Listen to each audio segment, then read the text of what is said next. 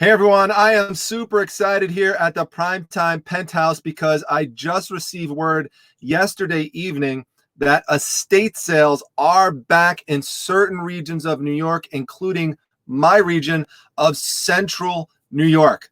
Now, I have even better news than that, which is that tomorrow morning I have my first estate sale treasure hunt scheduled since this coronavirus pandemic hit. That's right, scheduled. We'll talk about that in a moment because estate sales are going to be dramatically different, at least near me, and I suspect for many of you as well, because the model that is out there right now is not just one that's being done by one estate sale dealer.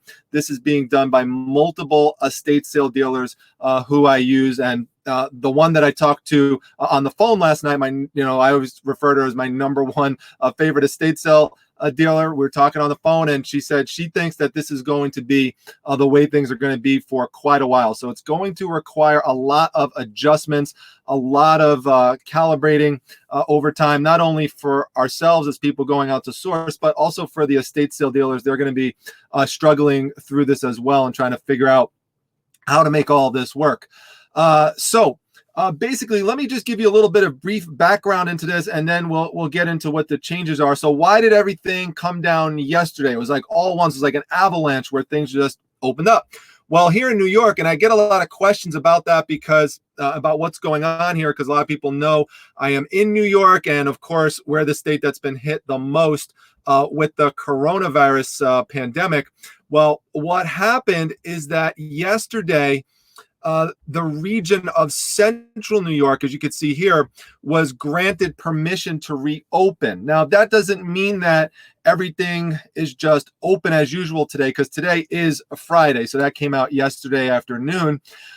Everything is kind of, or at least the things that are granted permission to reopen are done in a modified way. So for example, a lot of retail stores that are allowed to open in the mall, they're allowed to do curbside pickup, or if that's not practical, someone could go in the store to pick something up, but there's no shopping or congregating allowed in the store. And that's a theme that you're going to also see about no congregating that cuts into the estate sale businesses. Basically, what a bunch of businesses had to do is they had to submit plans to the government, basically outlining how they propose to open their business and to keep everybody safe. And as you can imagine, with estate sales, if you remember all the videos that I've shown, all those treasure hunts, I mean, it thrives on crowds. I mean, there's a lot of excitement that's generated by the crowds, by people waiting in the lines outside, and by people kind of just rushing into the door to get in there, and people congregating into usually small spaces, and everyone's trying to reach over everybody and grab this and grab that. How do you run an estate sale under that model? Answer is you can't. So remember when I told you that it is important to make contacts with people who you're sourcing from, and that includes estate sale dealers. So to get on mailing lists, if you can, try to facilitate some type of relationship. So maybe even, a person has your phone number, in their cell phone that they could call you if they find a specific thing.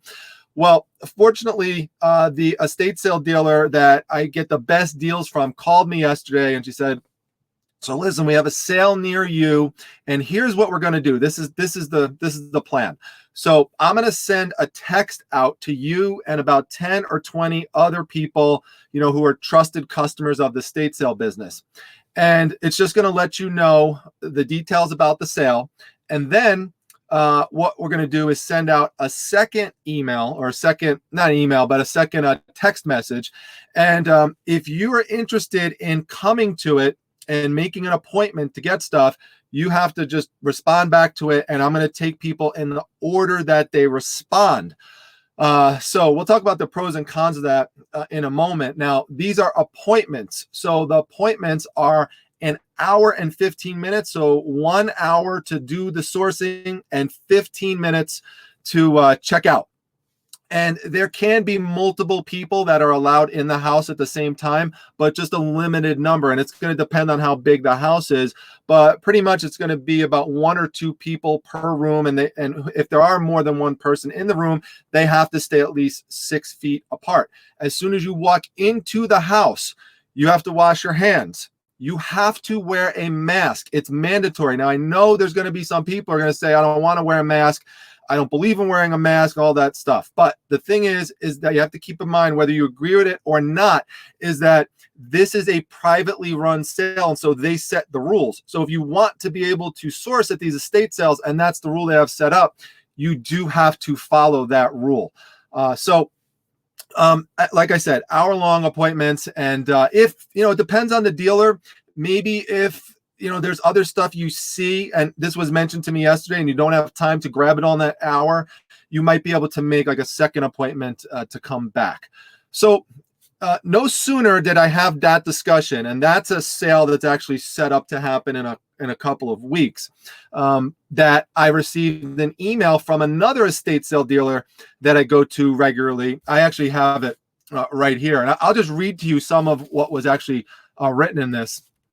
It said, we have decided to have this sale, but we're going to follow all the necessary precautions to keep everyone safe. This is the one that I'm going to tomorrow morning at 9 o'clock.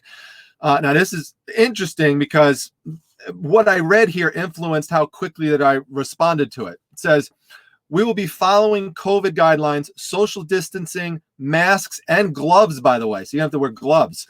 With a very limited number of people in the house at a time. We will be spacing appointments out over a week or so. Now, that's this dealer.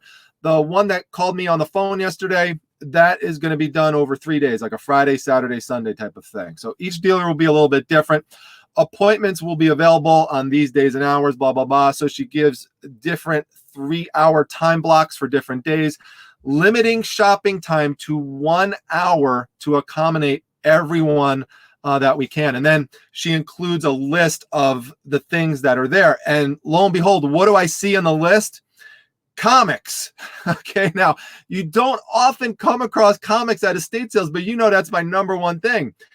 Fortunately, I read this 21 minutes after it was sent. I instantly responded, and I took the first slot tomorrow morning at 9 o'clock. So I cannot wait to go. I am so excited. I could barely sit in this seat. So anyway, so I'm pumped up about it. But so there's with any situation where there's change, there's good and bad with it, right? So what's the good? What's the bad? So traditionally, what would happen with estate sales for most dealers is that there would be a sign-up list. Now, this particular dealer who I'm going to tomorrow, she would have the estate sale sign-up list. She would post it Fridays at like 2 o'clock, 3 o'clock. I could normally, unless I took the day off, never get to that to sign up on the list to get in there, first, second, third, whatever, just because I was, at my regular full-time job. So it was impossible.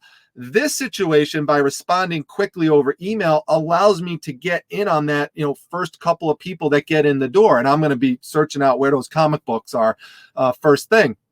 Same thing with the other estate sale dealer. That one is responding by text. So she just said, be looking out for a text. So, if you're someone who likes to keep your phone away for most of the day, that's not going to work in this situation. If you want to try to get one of those earlier slots, you have to have quick access to your email, quick access to your phone to be able to get this stuff. So it's also good in the sense that there'll be less competition that's around you. It's not like, there's 50 people, all, in the same room trying to get stuff. I mean, you really could pace stuff out. The bad thing is the time limitation. So you only have an hour. I really have thrived at estate sales by being patient and basically outworking everyone else in terms of being willing to stay longer to dig for that, stuff that's been hidden that everyone else has missed. So this is going to require a different skill set. You're going to need to be able to go in fast, almost like a SWAT team, basically. You're going to have to go in quick. It's going to be a quick operation and get out of there. So you're going to have to do some grab and go type of stuff. If you like to get stuff in bulk, you're just going to have to grab stuff in bulk and put it in a box and hope that based on your knowledge and your research that, the lot that you pick is going to pay for itself. So, depending on your experience with estate sale dealers, certain places you'll be more willing and more able to do that than others. So, you know, the days of being able to sit there on your phone and just check comps constantly, that's going to be impossible. You're not going to be able to do it to that extent. There might be some select situations, select items that you might be able to do that on, or you will be able to do that on, but you're not going to be able to do it the way you used to do it before, if that was something you spent a lot of time doing, which was something that I like to do, check comps a lot. So, this is another reason why it's going to be real important to make sure you're educating yourself. If there are pictures that are sent out ahead of time, which for the one I'm going to tomorrow, there weren't, but for the estate sale that is coming up in a couple weeks from the one who called me, there will be pictures sent out. So it's going to be real important to get those pictures, research those pictures in advance, see what it is that you like, try to get some data on it, try to get some comps on it from home as best as you can. For some things, it's going to be impossible. And also keep in mind, as the estate sale dealer told me, she's not putting everything in the pictures. There are going to be some things you're just going to have to discover for yourself. You know, one of the bad things about this is that some of the excitement level is going to go down. I mean, I do love the excitement of competing. I've talked about reselling and going to estate sales is kind of like sports. I even just mentioned kind of like, you know, outweighing the competition and, you know, trying to be more patient to get some of that stuff that's missed. So that part of it is not going to be there, at least to the same extent. There'll still be some other people. I still feel like it's kind of competitive trying to get in the door first and trying to get one of those first slots. So there's that, but you're not going to have that thrill of all the people there. The thrill, though, there will be some thrill in the pictures if they do send pictures out. That's definitely exciting if you see a room that's filled with great stuff. And that's another point. You want to try to identify from the pictures, okay, this great stuff that I want is in that room. This great stuff that I want is in that room over there. So I got to make sure I focus to get to that room when I get into the house. And, you know, this room doesn't look like there's anything good, so I'm going to stay away from that one. So you want to have kind of like an action plan in play once you go in there. And, you know, people are going to be separated. What they told me is that, you know, you might be down in the garage. Someone else will be over in the basement and someone else will be over in the kitchen or something. So they're really going to try to avoid having, you know, people congregated into spaces. That's going to be gone. That's not going to happen. Now, another thing that's going to be challenging for people who, like myself, who have a YouTube channel and like to document their treasure hunts, this is going to be tough. It's going to be tough to adjust to because, you know, when I'm spending time filming, I'm usually taking a break from the sourcing. I mean, yeah, I'm sourcing. I'm showing you stuff that I sourced, but it's taking time away from stuff that I otherwise, you know, might have gotten to. And so that's going to be a challenge. I'm going to have to figure a way around that. I'm going to have to try to multitask as much as possible. And, you know, I might just have to do some, you know, because it's going to be quieter too. So I might have to do more of those where I'm talking in the background and you're kind of hearing me, like doing a voiceover, which some people said that they liked. So that might be the new format that I start to do with my treasure hunts. We'll see. It's all going to kind of play itself out over time. But, you know, try to, if you're not on one of these email lists already, or if you're not in someone's cell phone right now, you know, look around in your area for, you know, local estate sale companies, and you might just want to start calling some of them up and asking them when they're opening, what their plan is, and tell them you're interested in coming. Right now, I think what they're doing is they're trying to start this up with a known entity or known entities. They want to just deal with people who they're familiar with, regular, reliable customers who they know, by the way, are not going to, or at least it's significantly low chance that they're going to no-show on the appointments, because that's a big thing too. You know, it's not like they could just open the door now and just boom, you know, have the sale, everyone come in and then they're gone. This is going to be a bit of a hardship for the estate sale dealers. It's going to require more time on their part. So it's going to be interesting to see how it plays out. There's going to be an increased chance, I think, for some bad buys because you might just scoop stuff up in bulk, and some of the stuff that's in there just really might be bad. You might overpay on something. So I think there's going to be an increased chance for some mistakes whenever you're dealing with a picking under pressure situation. But reminds me, actually, as I'm speaking about this, of the video that I did called Picking Under Pressure, where I had to go into that estate sale really fast, I got all those trains, and it actually turned out to be one of my best ever estate sale hauls. So I'm going to have to, try to continue to apply that model going forwards. But I'm real excited about it. I'm super pumped up. So look for that. Hopefully everything works out well tomorrow. We'll see the new way it's going to be documented. But yes, estate sale, primetime treasure hunter, heading back to an estate sale, 9 o'clock tomorrow morning. Come back to the channel to see the update on that.